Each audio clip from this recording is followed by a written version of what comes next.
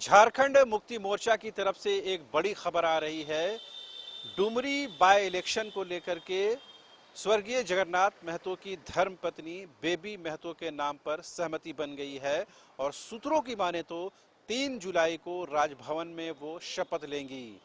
जी हाँ, ये खबर तमाम झारखंड के लोगों के लिए एक अहम खबर है, क्योंकि बड़े लंबे समय से ये इंतज़ार किया जा रहा था कि स्वर्गीय जगन्नाथ महतो के बाद उनकी खाली सीट यानी डुमरी सीट पर कौन उम्मीदवार होगा। ये तो पहले से कंफर्म था कि ये जो सीट है वो उसी परिवार को जाएगा, इस बात में कोई शक की गुंजाइश नहीं थी। लेकिन बड़ा और अहम सवाल ये था कि आखिर उनकी धर्मपत्नी बनेंगी या फिर उनके सुपुत्र बनेंगे। लेकिन अल्टीमेटली जो सूत्रों के हवाले से खबर आ रही है उसके मुताबिक स्वर्गीय जगन्नाथ महतो की धर्मपत्नी बेबी महतो के नाम पर सहमति बन गई है और सूत्रों की माने तो 3 जुलाई को वो शपथ लेंगी राजभवन में। जाहिर सी बात है, तमाम लोगों के लिए इस दिन का इंतजार था, तमाम लोग इस खबर को सुनना चाहते थे और अल्टीमेटली वो दिन आ गया है। अब बड़ा और अहम सवाल ये है कि 2024 के चुनाव से पहले संभवतः ये ऐसा एक लिटमस टेस्ट होगा सत्ताधारी दलों की ओर से, जिसमें वो जान सकेंगे कि 3.5 साल के कामकाज पर झारखंड की जनता क्या मोहर लगाती है। डुमरे के बहाने कहीं न कहीं झारखंड की नब्ज को समझने की कोशिश होगी। और इसके क्या कुछ राजनीतिक मायने हैं, हमारे साथ हमारे सहयोगी हैं मदन, जो आपको विस्तार से जानकारी देंगे। एक तो ये है कि अभी क्या खबर आ रही है इस सिलसिले में। देखिए, ये सब खबर आ रही है कि अब जो है पार्टी के स्तर से यह फाइनल हो चुका है कि जो मंत्री पद है जो जगन्नाथ महतो के निधन के बाद खाली हुआ था, उस पर मंत्री पद की शपथ जो है उनके पत्नी को दिया जाए। दरअसल डुमरी उपचुनाव से पहले जो उपचुनाव हुआ रामगढ़ में, वो महागठबंधन के हाथ में नहीं आया, यानी कि वो चुनाव में हार का सामना करना पड़ा। उसकी वजह सबसे बड़ी ये है कि आजसू और बीजेपी ने चुनाव मिलकर लड़ा। ये बात सही है कि डुमरी क्षेत्र में जगन्नाथ महतो का अपना एक प्रभुत्व था, अपना एक जो है वर्चस्व था, अपना एक लगाव था, लोगों का समर्थन था उनके पास। लेकिन अब उनका निधन हो चुका है, तो ऐसे में किसी भी तरह से महागठबंधन इस चुनाव को, जो 2024 के विधानसभा और लोकसभा के चुनाव होने हैं, उससे पहले अपने झोली से नहीं जाने देना चाहते हैं। इस वजह से इसे हम ये कह सकते हैं कि ये मधुपुर मॉडल जो है अब अपनाया जा रहा है, यानी कि एक दर्शकों की एक बता दें कि ये जो इलेक्शन, पहले इलेक्शन नहीं होना है, बल्कि स्वर्गीय जगन्नाथ महतो की पत्नी को पहले मंत्री पद से नवाजा जाएगा, वो मंत्री पद की शपथ लेंगी। उसके बाद जब इलेक्शन कमीशन की तरफ से डेट अनाउंस होगा उस में फिर वो कंटेस्ट करेंगी। यानी कि जिस तरह से मधुपुर में बाई इलेक्शन हुआ और हफीजुल हसन को पहले मंत्री पद से नवाजा गया, उसके बाद वो उन्होंने चुनाव में हिस्सा लिया और उसमें वो जीत हासिल हुई। और कहीं ना कहीं ये माना जाता है कि इस फॉर्मेट पर कहीं ना कहीं जीत जो है वो सुनिश्चित होती है। क्या मधुपुर के इलेक्शन में जो रिजल्ट आया, ये चाहे जेएमएम की तरफ से ये उम्मीद है कि उस रिजल्ट को दोहराया जाएगा? बिल्कुल कोशिश यही है, और ये देखा भी जाता है कि जैसे ही उम्मीदवार को चुनाव से पहले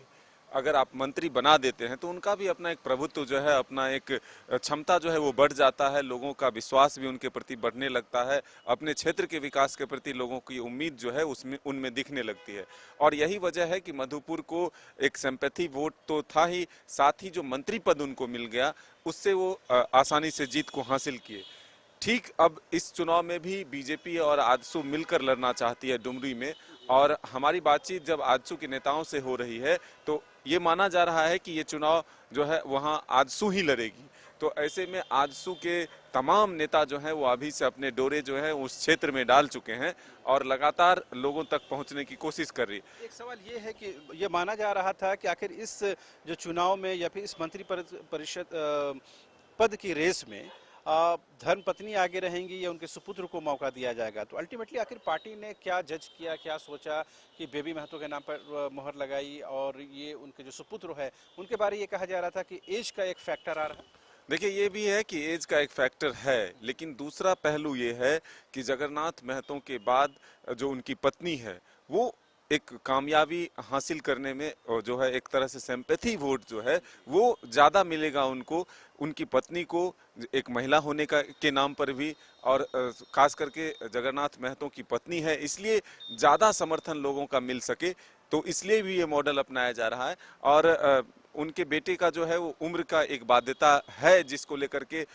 एक अनुभव की भी बात अगर आएगी तो पहली बार वो विधायक बनेंगे और सीधे तौर पर मंत्री बन जाएंगे, तो फिर पार्टी के स्तर से भी कोई विरोध ना उठे, इसको भी ध्यान में रखते हुए उनकी पत्नी को ही यह सीट जो है मंत्री पद का जो है शपथ दिलाने की बात आ रही है सामने। तो अब ये देखना होगा कि मुकाबला कितना कड़ा होता है, क्योंकि सीधे तौर पर इस लोकसभा चुनाव और विधानसभा चुनाव के पहले ना महागठबंधन इस चुनाव को हार का सामना करना चाहती है या फिर